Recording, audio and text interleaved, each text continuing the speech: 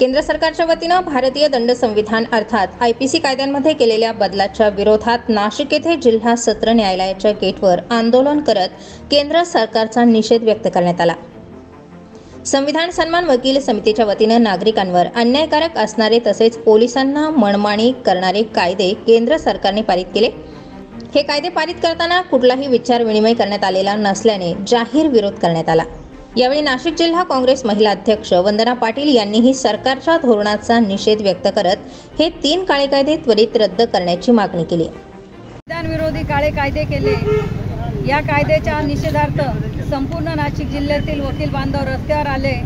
हे सामान्य नागरिकांना खूप त्रास होणार या कायद्यांमुळे, त्यामुळे ते रस्त्यावर आलेले।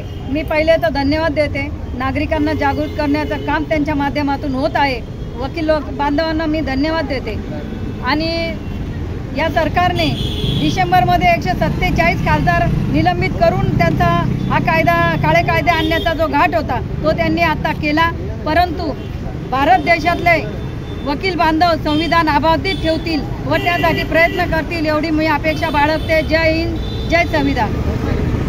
तातीराव जाधव हे जे काही काळे कायदे पारित केलेले आहेत, 3 फौजदारी कायदे पारित केलेले आहेत, ते 3ही फौजदारी कायदे पूर्णपणे मानवी जीवनाच्या विरोध आहेत आणि मानवी हक्कांच्या विरोधी आहेत। आणि आपले जे काही मूलभूत हक्क आणि अधिकार दिलेले आहेत त्या अधिकारांचं पूर्णपणे पायमल्ली करून पायदळी तुडवण्याचं काम हे 3ही कायदे करतात। आणि हे 3ही कायदे आणण्यासाठी अक्षरशः आपण बघितलं की गेल्या सत्रामध्ये 4 महिन्यापूर्वी अक्षरशः 147 खासदारांना निलंबित करून संसदेतल्या हे कायदे पारित करण्यात आले। आणि कायदे केवळ पारित केलेच नाही तर या कायद्यांमध्ये पोलिसांना अनगिनत अधिकार देऊन टाकले, जेणेकरून आहे त्या अधिकारांमध्ये पोलीस लोक जनसामान्यांना एवढा त्रास देतात। भारताच्या इतिहासामध्ये खरोखर आजचा दिवस काळा दिवस म्हणून साजरा करण्यात येणार आहे। कारण की कुठलेही कायदे जेव्हा अंमलात येतात त्यामागची एक प्रोसिजर असते, नियमावली असते।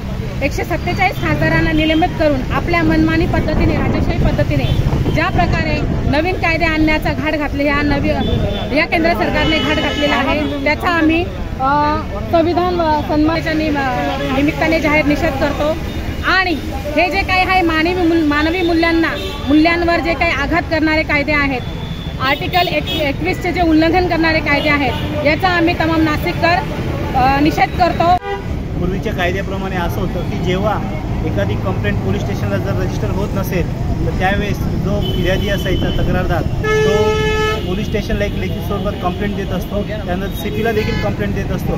तरी देखील जेव्हा गुन्हा दाखल होत नसेल तर अशा वेळेस 156(3) प्रमाणे गुन्हा दाखल करण्याचे जे काही अधिकार मेहरबान कोर्टाला जे दिलेले होते तर त्यासाठी तेव्हा IOची स्टेची गरज लागत नव्हती। परंतु आता नवीन जे कायदे आलेले त्याच्यामध्ये 156(3) जर दाखल करायचं असेल तर त्यावेळेस जो कोर्टाचा जो काही राईट आहे तो काढून घेऊन IOचा से मागवला गेलेला आहे। त्यामुळे 156(3) प्रमाणे जर एखाद्या व्यक्तीवरती जर अन्याय होत असेल तर त्याची चौकशी त्या माणसाकडनं न विचारता ती पोलिसांना विचारली जाईल त्यांच्या सेवेवरती, तर गुन्हा दाखल। अशा हे जे नवीन कायदे आहेत त्या नवीन कायद्याचा आपण जर का सर्वसामान्यांच्या अँगलमधून बघितलं, अधिकारामधून पाहिलं तर हे जे नवीन कायदे आहेत ते सर्वसामान्य आणि गरिबांच्या विरोधी आणि जे श्रीमंत आहेत त्यांना फेवर करणारे कायदे आहेत।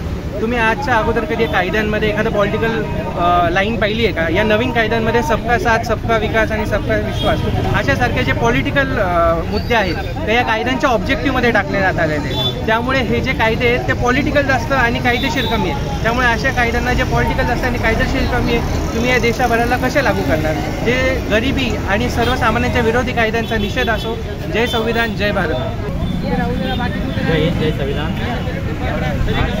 नाशिक संविधान वकील विचार मंचातर्फे या ठिकाणी जे काळे कायदे जे होते, पहिले जे IPC Indian Pinal code, CRPC आणि इंडियन एव्हिडन्स ॲक्ट हे कायदे रद्द करण्यात आले आणि त्याच्या जागी जे नवीन कायदे आणण्यात आलेले आहेत, भारतीय संहिता, भारतीय नागरी संहिता, भारतीय सक्ती पुरावा हे जे कायदे आहेत, ही संविधानाची जी प्रक्रिया आहे कायदा बनवण्याची, मुळात ती प्रक्रिया फॉलो केली गेलेली नाही। त्या प्रक्रियेमध्ये संसदेमध्ये या कायद्यांवरती चर्चा होणं आवश्यक होतं आणि बहुमताने तो कायदा पास होणं आवश्यक होतं। परंतु या ठिकाणी 147 खासदारांना निलंबित करण्यात आलं आणि बेकायदेशीर नाही, म्हणून अशा कायद्यांचा निषेध केला पाहिजे। आणि हे जे कायदे आहेत आणि पूर्वीप्रमाणे जर कायदे असेल तर ते संसदेमध्ये सर्व खासदारांच्या जे लोकप्रतिनिधी लोकांनी निवडून दिले आहे लोकशाहीमध्ये त्यांच्या मार्फत ते कायदे पुन्हा एकदा संसदेमध्ये यावेत, त्याच्यावरती चर्चा होऊन आणि त्या नवीन कायदे पास होणं आवश्यक आहे आणि करण्यात आलेले आहे. त्यामुळे आम्ही सर्व वकील विचार मंचातर्फे संविधान सन्मान वकील विचार मंचातर्फे हे कायदे रद्द करण्यासाठी